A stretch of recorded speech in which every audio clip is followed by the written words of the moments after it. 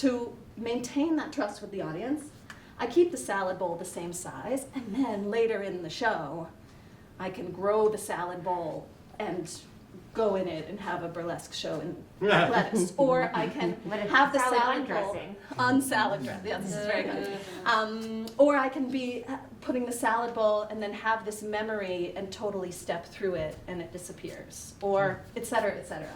So that's the real, for me, that's the point of mime. It's not because it's like fun to look at, which it is. I mean, did you see that huge desk? But it's not. It's about giving yourself an absolutely limitless palette to play and create.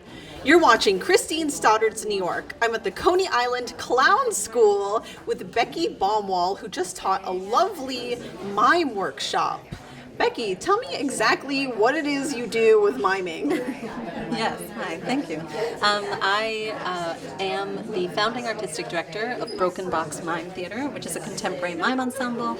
We have like 20 company members and perform shows that are all original mime work, meaning no props, no costumes, no sets, just us and the imagination of the audience. So today I was teaching physical storytelling, like the basics of mime, how to show objects in space that are invisible, how to use those objects to inspire you to write something fantastic and imaginative, and all the sort of techniques that go with that. Yeah, and it was so fun to watch. So how did you find out about the Coney Island Clown Skool? I'm a huge fan of Glenn's, who started the school, and I had met Glenn through he was telling this story before to the students. I met Glenn through Opera on Tap, which is a great organization and the project I worked on was doing an opera on a school playground with professional opera singers, and Glenn as the clown, and me as the choreographer, and students, fourth grade students as the chorus. So it was really dreamy, and Glenn and I totally hit it off, and we've been in touch ever since. And I think when he was trying to figure out what kind of physical theater or mime aspect to bring to this clown week, he thought it would be a good fit to bring me in, so I'm very happy to be here. Love it. Okay, one last question. What place do you think miming has in today's world? Nice question.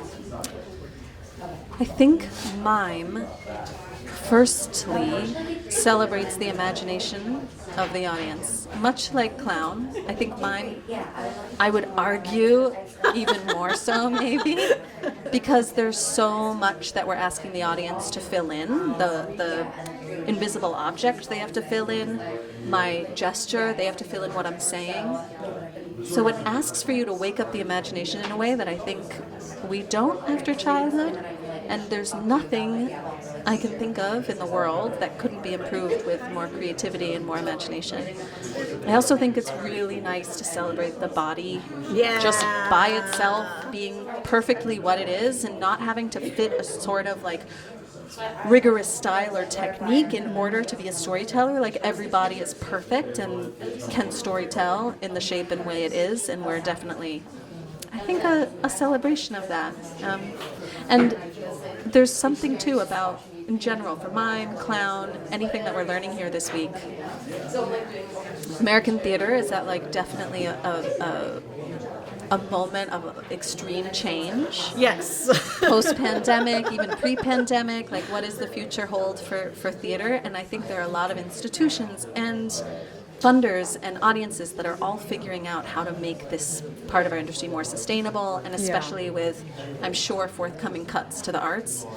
How do we do that? And I think these people who have been on the fringes of a theater industry in the United States that's based on the playwright, the clown and the mime aren't usually the first people you'll see in American theater. So we've had to be so innovative and so scrappy and so smart and share resources, and I think all of those things are the skills that the entire industry could really benefit from now as we figure out our way forward.